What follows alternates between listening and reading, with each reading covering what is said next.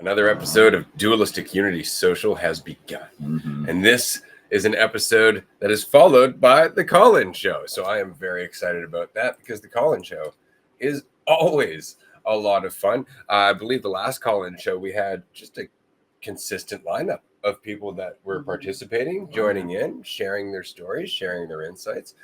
I love call-in shows. They're always a lot of fun. But then again, we may have a couple of people come and air a grievance, possibly want to get into a conversation, go back and forth about something, in which case that could be fun too. So I'm looking forward to that. But I just wanted to give a quick shout out to everyone in the quote unquote community, basically everybody who's listening. Hi. We really appreciate you. I mean this. You know, we were in a group yesterday on Patreon, and this has happened a lot lately, not just on groups on Patreon, but people that we talk to, people that we know in the community, more and more, you know, they express a level of ease that they're picking up. You know, we talked to somebody recently who we've been, you know, going back and forth with, and he was saying, like, you know, I'm really looking at things in my life from a new place. And that means a lot. It really does, because it's not, yeah, you're right. It's, I'm really reassessing my life. I'm really taking the time to stop where I am, come back down to the ground, rather than get overinvested in things that I've been assuming for a long time, despite new information, but to actually just stop and reassess without judgment, with a certain degree of clarity, and then to move forward from there. And that sounds like the most reasonable thing to do, and yet it's so fucking hard, or at least it feels so fucking hard, because we're always trying to keep up. But I think what helps is to remember that a lot of what we're trying to keep up with isn't actually something we need to keep up with. A lot of it is chasing that sense of security. A lot of it is chasing that sense of certainty. A lot of what we do is just in preparation for moments that never come. Talking or thinking about conversations that may happen down the road, thinking about outcomes that may never come to pass. And so much of our time is lost in that. And because of that, we feel like we have no time. But I think that's the important part, is to ask yourself, how much of this do I really need to think about? How much of it is actually getting me somewhere versus making me feel like I'm getting somewhere, despite not? Yeah. Like invested in trying to control the future, you know, just focused on like having certain perceptions come up about some idea of how something might go, and then focusing wholeheartedly on trying to guarantee one way or the other, like in Star Wars, you know, Anakin's whole journey, like seeing bits and pieces of the future and then trying to control it and going mad and end up being, you know, self-fulfilling prophecy in a lot of different ways. But yeah, the priority, I think, starts to shift as you take in new information, and even the whole, you know, conversation of being reality, being the universe, being what is. It's like that in itself, talking about that, recognizing that, doesn't really do anything for your life. Not that that's what it's all about, but it's when from that, it's like, okay, if that is the case, if I don't have to know, if I can't know how I'm doing, then why not, you know, have some degree of impact on my experience instead of just prioritizing how I'm doing, you know, measuring along the way. Like you can go through your entire life, just the entire time trying to keep tabs on how I'm doing. And it's all this internal journey towards, you know, maintaining that, as opposed to looking out there, you know, looking into reality and seeing like, okay, what can I do here? Irrelevant of how I do, if I focus on what I do, and that's always the priority, and not even need to ask the question of how I'm doing. It's like I can never answer that. Just keep going.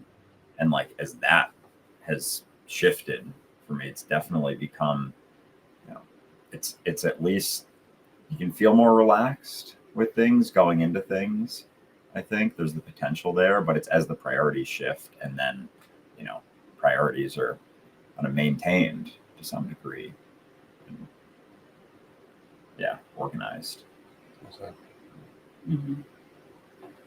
It's I'm definitely glad that we have opportunities where we can see that we were working based off of an assumption, and that assumption caused us or influenced us to look at certain doors and certain avenues, right? And then when you see that you were working on an assumption, it almost feels like you want to say that the time was wasted, but it really isn't, because now you get to look at all of the information you had collected with fresh eyes. And you get to see that same information, how it could be used in a new way that's going to be most relevant to the moment that you're in instead of the moment you thought you were in. Because no matter how certain you were about that moment, you were so sure of, that wasn't that wasn't reality. That wasn't what was happening. So it's like, thank goodness, the bubble got burst, and you get to see the moment that you're actually in, instead of the thought that you were so zoomed in on that you couldn't see anything else other than that assumption. So it is very easy to think, you wasted time, but it's never wasted, because it's perfectly appropriate to the moment that you're in. And that's a great opportunity. And in that, there's an excitement, almost like an electricity, that starts to you feel more sensitive to. Mm-hmm. And I appreciate that, because it's like, oh, I thought I knew, I definitely didn't. I'm feeling a little uncertain. Things are being a little electric. It's exciting, but it's up to date. It's on the pulse. It's so current. It's like the bubbles burst, and you're like, open the eyes. You're shit. Okay, I'm here, taking it all in. Hot damn, there's a lot happening.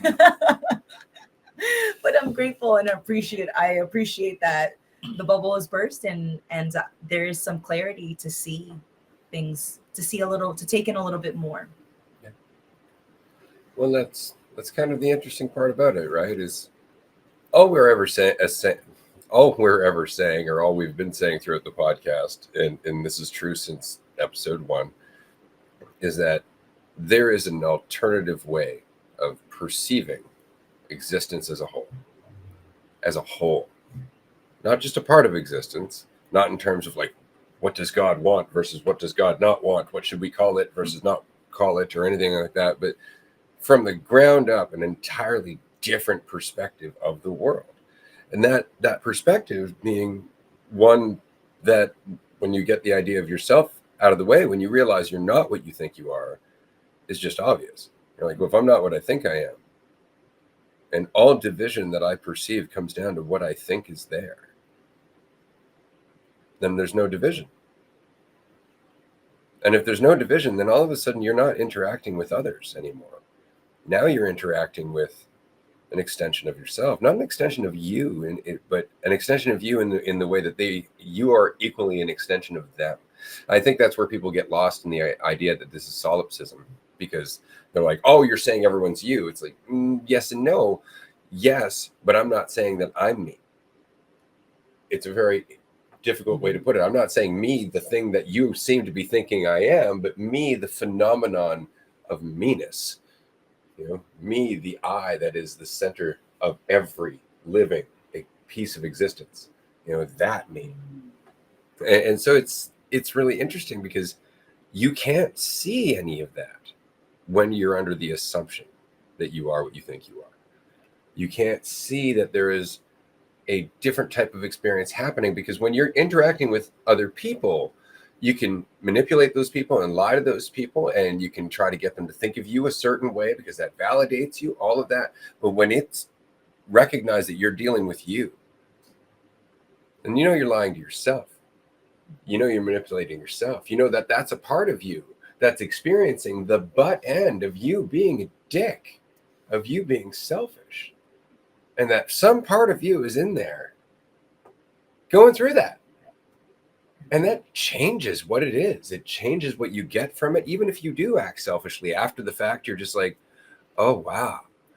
Because then you'll see the parts of your life where you've experienced the same, because you can resonate. You can relate to the other person on a level that you could never relate to them when they were someone else. when they were the idea of them that you held on to. And so that's why it's so important to clear out these assumptions, to go right back to the ground level, which is, am I really what I think I am? Because that's an assumption, and it's one that we prove wrong all the time, every time we change, in fact. Every single time. And so there really isn't a story that you can pinpoint, but in trying to have some sense of like knowing what's going on, you can kind of like focus on that. And that's all about how this thing I'm thinking about is doing. But without that, those priorities shift, and realizing there's a inevitable push and pull to reality. Like the more you're pushing on one side, it's like something's being experienced there, like the entire spectrum of, everything from, like first world countries to third world countries. There's a inherent connection to that. Like the more you're hoarding for yourself, the more impact that's going to have somewhere in some way. But if you're making it about you, then that's always going to be the priority. It's like, but me. But it's like, where does that get you?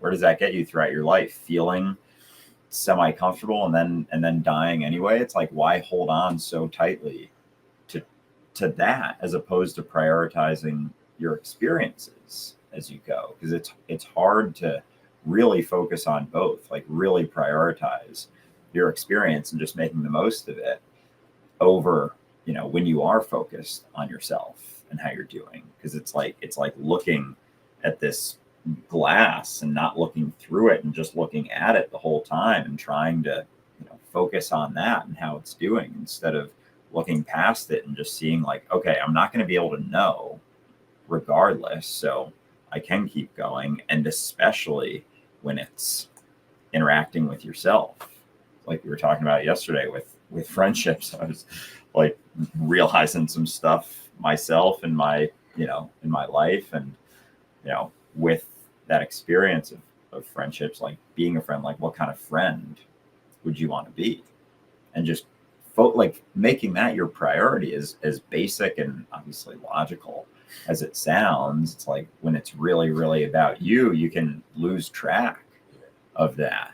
Like, what can I be in this experience right here when it doesn't mean so much about me and I don't have to, prove myself?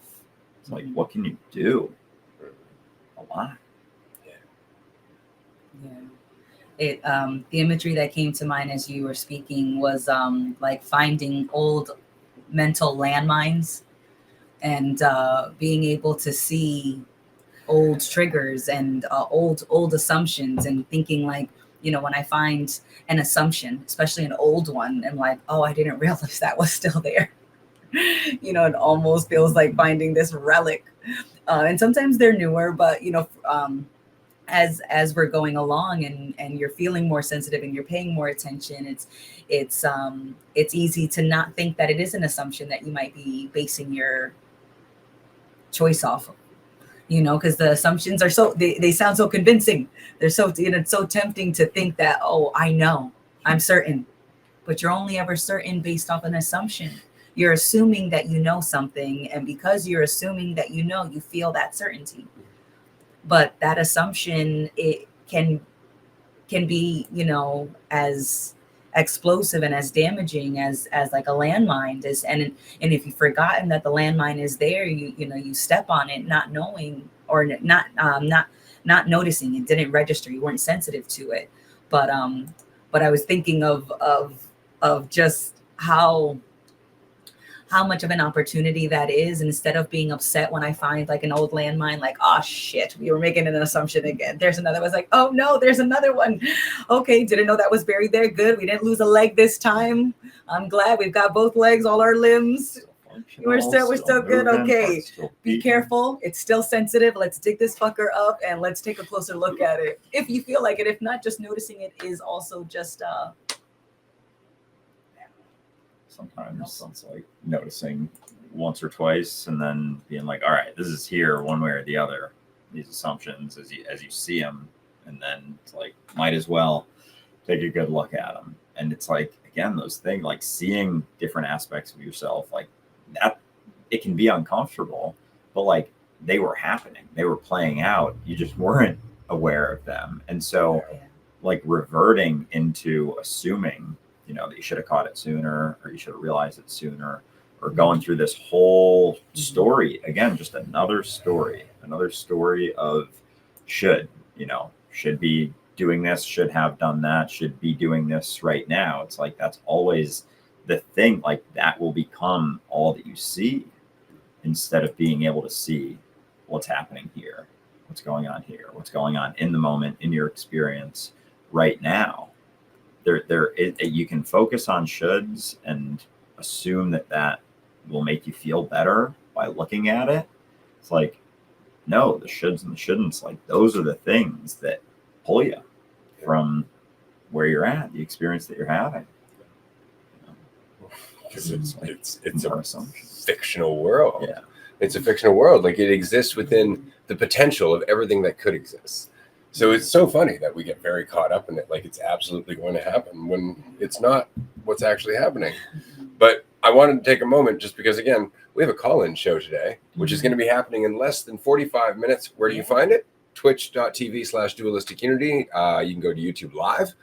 It's another great place to go. If you have a question and you don't want to jump into the call-in show, but you would like us to answer that question, submit it on the Discord. So our community Discord actually has an Ask a Question section.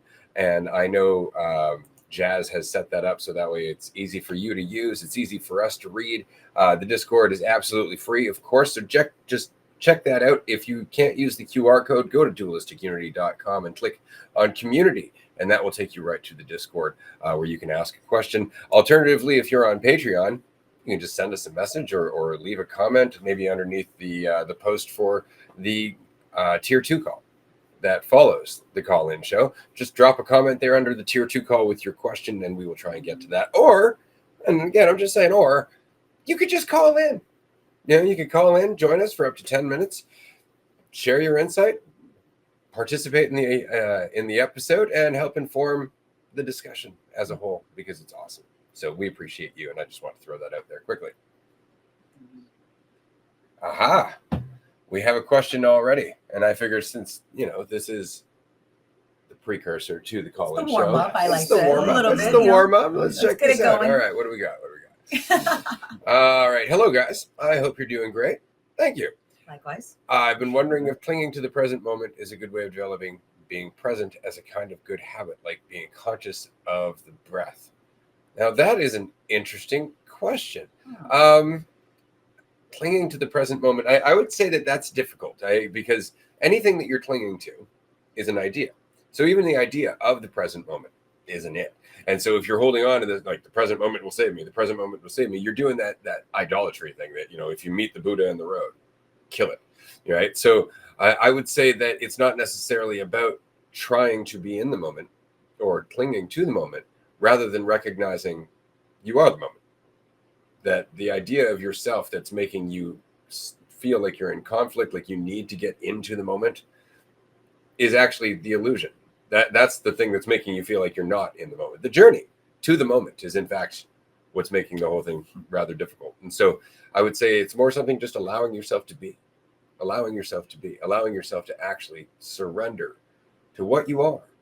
And to answer the question, you know, can I really just let go yourself? To say yes. And then to just let go. Because you are the present moment. There's nowhere to go. But the illusion that you are not, the illusion that it's something to become, that's what we're letting go of. Or rather, that's what we have the option to let go of. And that just leads us back to what we've always been. Here and now. It's like you really can't escape it. Like you can't experience anything else. Like you can't do it.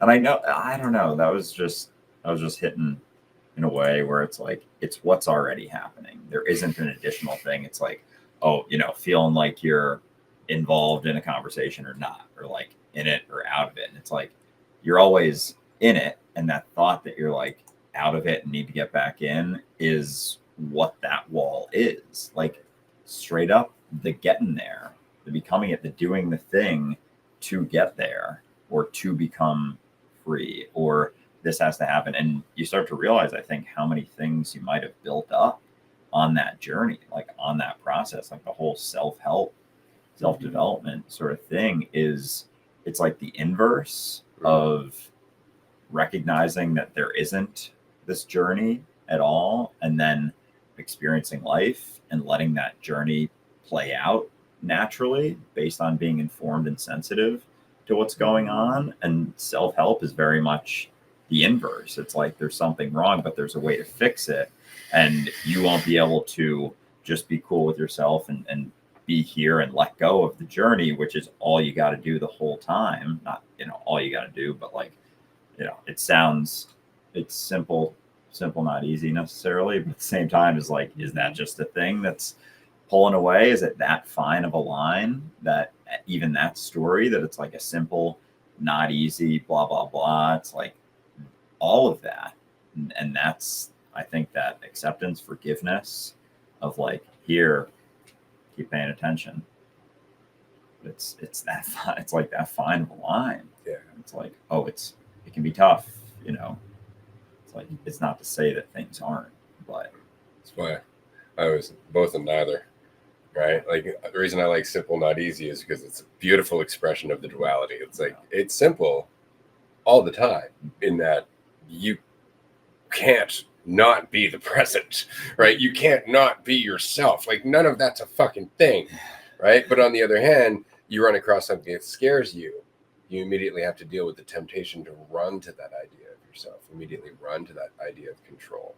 And that's where the recognition that shit's hard to let go of, those concepts of yourself. That shit is hard, because again, in the same way it's hard for a young child who has their soother taken away. You might be like, you'll be okay, but it took you a long fucking time to learn that. Yeah. To them, that shit's traumatic.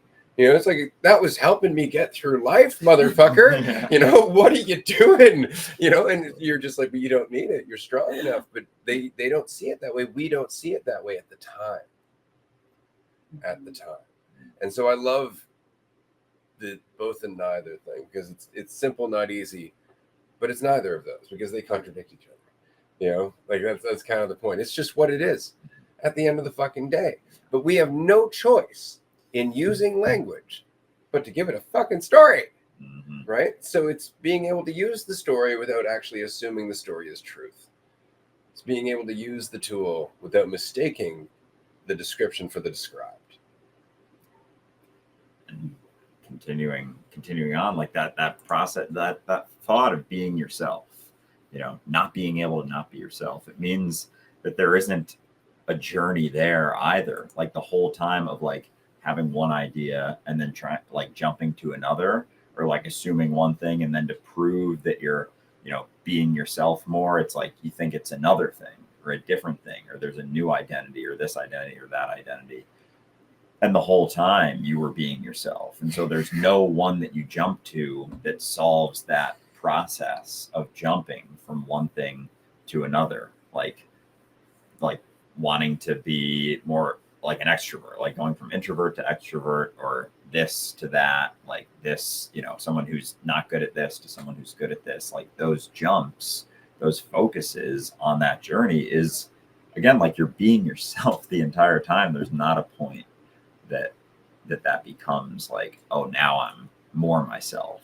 Mm-hmm. It's like, all you can do is express it right now, but it can't even fluctuate. Yeah. All the measurements are just conceptual fluctuations. Yeah. Right. And we're always expressing it. And so this moment is a mirror. It's always reflecting the priority or the assumption of the moment.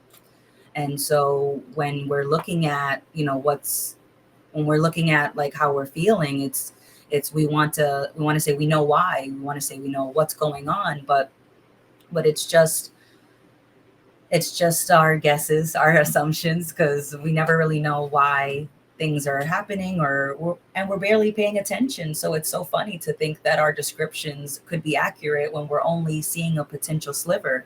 And then when I think about like the moment is reflecting where I'm at, or it's reflecting what I'm processing. I'm like, what's the mind, what's the self, and it's you brought up the introvert and extrovert, and I used to think that people were introverts or extroverts, and then I went from thinking that it's a spectrum and that people move on the spectrum, and now it's like, well, if everything is everything and everyone is just this moment is just all of existence in this moment, whether or not I can see it or not, then of course we would all be reflecting different things in different moments that we're experiencing. But it's almost like introvert extrovert spectrum, and like our society kind of like fluctuates, like people are fluctuating on this spectrum. Yeah, it's just still so subjective, right? And if everyone is you, but not you, the idea of if the you is just existence, then it's like, of course we're seeing everything from different angles all the time. It's almost like this moment is a rolling ball and I'm trying to memorize one part of the ball, and I can't memorize it by the time it's at the next part, and it's just rolling, and as it's rolling, the shape is changing, and it keeps changing because it's rolling, and as it's rolling, it's just evolving and changing, and I'm trying to memorize parts of the ball that I'll never see again, because the moment will never be the same. It's always changing, and so it's trying to memorize a picture as it's changing before you. It's an impossible task, and yet we assume that it can be done because it makes us feel like we're doing something, but there's nothing to do. You don't have to. It's like going around the ball, seeing it spinning around and being like, oh, that's it. Oh, that's it. Oh, that's it. Oh, that's it. I think that's it. Oh, no, that's it. I'm that part expert. All your assumptions. Exactly. Like that's me. As it continues to spin and evolve and shift.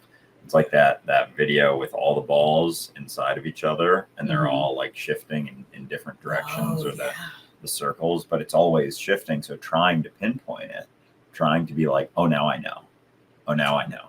It's always fleeting. Like there's no way to settle on that ever, like with a thought, with a concept, with a guarantee, one way or the other, because it's constantly evolving. Like we've sat here, done live streams a bunch of times, and like none of them have been like this. And even as I started saying that 5 seconds ago, it's now different too. Of course. It's now entirely different.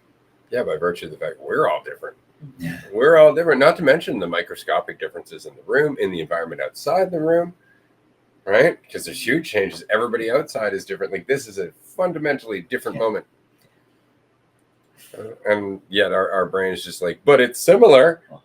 Therefore, I can use the past to judge what I'm going to do next. It's like, but not with any degree of accuracy. And it's based on an old mentality that's no longer informed by new information.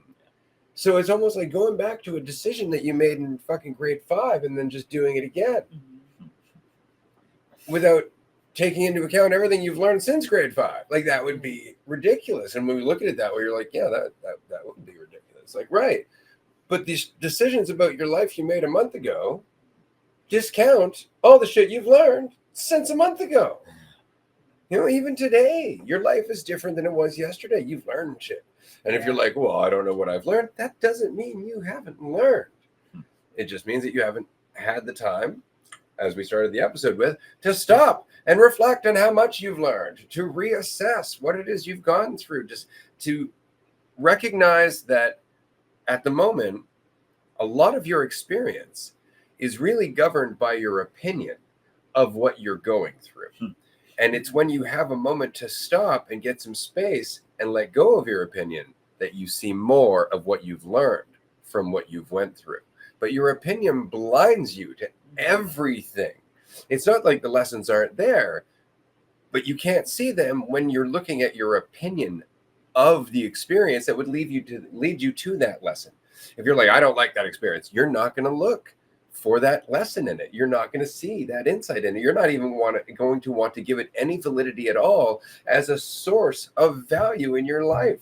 It was unnecessary. I didn't like it. It was unpleasant. These people fucking did this shit to me or something like that. It's like, that makes it impossible for you to turn that demon into an angel. Yeah. And yeah, assuming, that there is some way to, I got nothing. That's fair. We got a follow-up question though. I definitely chose the wrong words to use. There's no doubt that the present is inevitable, which is the self, but the perception of the present varies all the time. So how to enhance the presence? Well, I guess that's what I'm saying is that very need to enhance it is removing your attention from it. Right? And the thoughts that are leading you to want to enhance that presence are thoughts that you're still committed to. Right? And you can't get out of that. That's the point. Like, you can't shortcut your way past the thoughts that you're still committed to that are causing the conflict and the pain that you're trying to escape through clinging to the present. They go hand in hand. There is nowhere to get. So the only way to enhance the present is to pay attention to it. But that means to address the distractions that you're still invested in and to be honest about them. Right? And to do that, you have to recognize that it's always about your relationship with here and now. You're invested in thoughts about yourself. You're invested in thoughts about the future. You're invested in thoughts about the past because you're afraid. You're afraid of uncertainty. You're afraid of being afraid. And it's not until you start to recognize that and accept that fear and to go through life with it, rather than trying to go through life getting somewhere, but to actually just go through life, that you really realize, like, there was never anything to do. That, in fact, the urge to do something, to get somewhere, to have a journey at all, was just to escape the uncertainty that goes with the presence that our mind wants to idealize as a solution to all of our suffering, when in fact presence is risk. I mean, there's nothing more present than something that can fly, and flying is all risk. If you aren't present when you're flying, you're probably going to fall.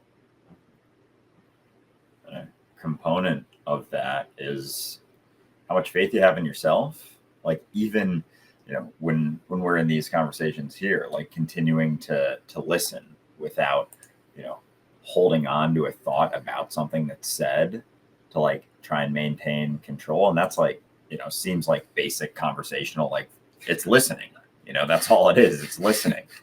And it's so nuts how, like, you can, if you try and control it, if you try and think like, oh, there's going to be something along the way, because you get to the end of someone talking and you don't have faith in yourself to like just speak, just say based on where it was, despite it being like it would have played out if you did just have faith and trust it, because it's that hesitancy, it's that question, it's that concern, it's that wonder. It's like, going into anything, it's like, how is this gonna end though? And you can't know that while it's playing out, while it's happening, while reality is playing out. Like, it's live, it's going on right now. If you want to try to maintain some sense of control as you go, instead of just continuing to pay attention and doing the sort of flying feeling, the whole sort of flying feeling, whatever the fuck that means. But if you continue to do that and try and maintain some sense of control, it's like you're always a step behind. You're always slightly cut off, slightly insensitive. And it so much of that stems from not really having faith in yourself to just show up. It's like, no, I need a plan. I need something set.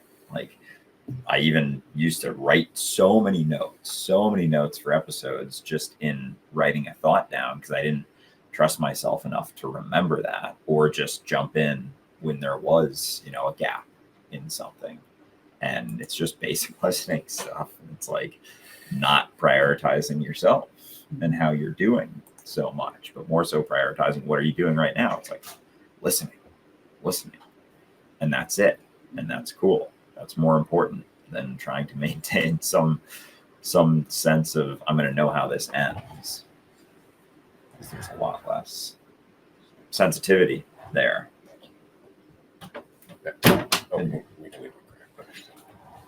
Right. And trying to know how it ends. Studio adjustment. We appreciate your patience. Please stand by for technical difficulties. Exactly. Right, but are you paying attention or panicking? And it's usually when we're panicking, it's because we're assuming that we did something wrong.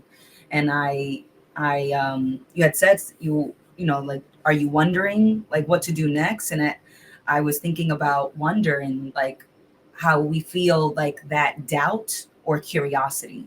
And the curiosity usually is when there's a little to no assumption, and the doubt is still that same kind of wonder and curiosity, but there's an assumption that it's risky, dangerous, uncertain, unpredictable, something negative, some kind of connotation that, it's uncontrollable, and we usually feel that doubt, but that doubt had a seed of curiosity inside of it, which was just a wonder of what's happening without it needing to become a problem. And I love the metaphor of, turning our demons into angels, and my mind translates that into, turning problems and seeing them as an opportunity, or it's this unsolvable burden that's an opportunity. You're not cursed, you're not stuck with a demon, and the angel of opportunity is always available to us, just like that genuine seed of curiosity is at the center of every doubt that you may have about what you can and can't do. Well said. Absolutely. We are running down to the last 6.5 minutes here of this episode, and then we're going to take a short break. We're going to come back for the call-in show. We do have another question, but we will get to that question in the call-in show because it's a really good question, and it requires a well, not thought out, but it requires some time to address it. Let's just say it's well worth giving it the attention. I'm glad the last questioner enjoyed the answer. That's awesome. We really appreciate you being here and participating in this and warming us up for the Q&A episode. Of course, if you would like to join us in the next segment and actually be on the screen, you can be a participant in the call-in show for up to 10 minutes, a little timer on there, just letting you know how long you've got. If you'd like to chat with us, if you'd like to ask a question, go back and forth about something, if you'd like to just share a story, air a grievance, perhaps just filibuster for 10 minutes.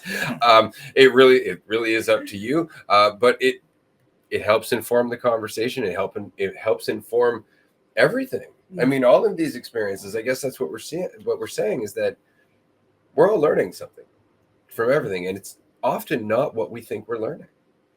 Often we think we're learning a specific thing when in fact we're learning more about ourselves. We do something that requires a little bit more time and attention. Hell, we do something that we do every day, but suddenly we're in a rush and we fuck it all up. Give you an example. The other day I was at the bank doing banking things, which is always kind of fun and frustrating, right? And some shit went wrong. I had to go to another bank. I'm looking at my map app. I'm mistyping fucking everything. And immediately I'm like, I'm rushing. And it's because there's a recognition that it's not just about getting the banking shit done. I also have an important lesson or rather an important opportunity to learn a lesson about myself and my life and my existence as a whole right now. That when I'm not paying attention, when I'm rushing somewhere, when I think I need to be in control, when I think that things aren't going to work out because it's not going the way I want it to, all of that stuff, I lose all sense of alignment with reality. I lose all sense of efficacy and clarity. All of a sudden, I can't even type. Like, it's ridiculous how quick and obvious the switch is between trying to get somewhere and be something and stressing out accordingly versus just being what you are. Letting things happen as they do and doing your best moment to moment to moment. Not needing to get so caught up in it that you're rushing forward or hesitating out of fear, but to actually have that living sense of being here. And so it's important to recognize that life is an opportunity for us to learn far more than the things that we think we're learning, which often we just want to learn for a sense of control. And they're ultimately teaching us that control itself doesn't have the payoff that we think it does. And we see that time and time again where it just doesn't pay off. It's you're frustrated and tense, and you're not able to, participate in a normal conversation. You're not able to type. You're not able to do basic fucking things like a walk. Sometimes I'll be so stressed out that I'm like tripping over air, people, no rug, no step, no drink, sober, on flat ground with flat shoes, and we're tripping over air because we're so caught up in an assumption, and we're not able to see that the control that we were banking on is not paying out in real time. Nope. Never has.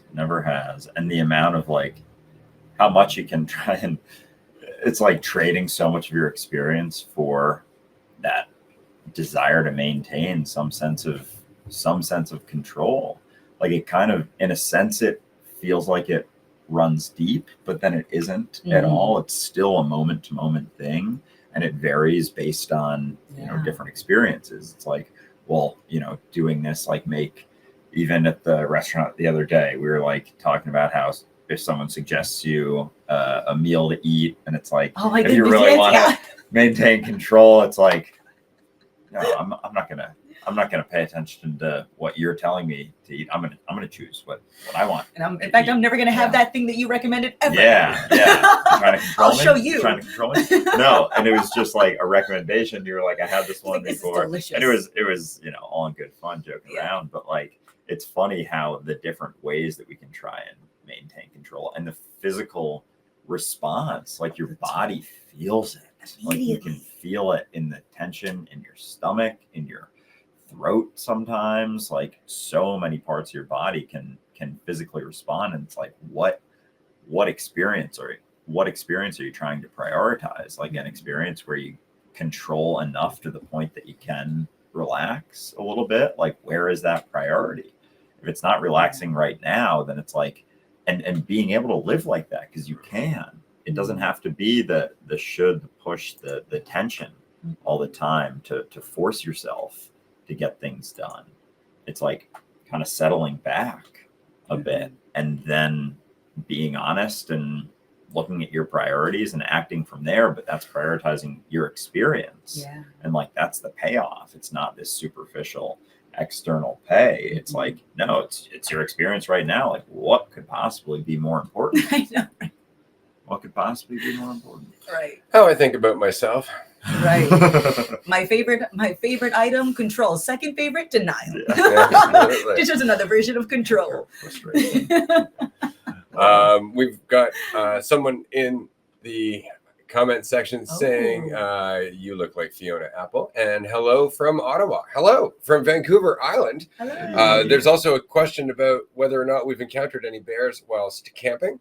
I know for these two, I'll just let them answer themselves, and then we're going to wrap this up and get ready for the call-in show in like 15 minutes. So stick around if you're on Twitch or YouTube Live, because that's where you can participate in the comment section, or you can call in. So any bears so far? Nope.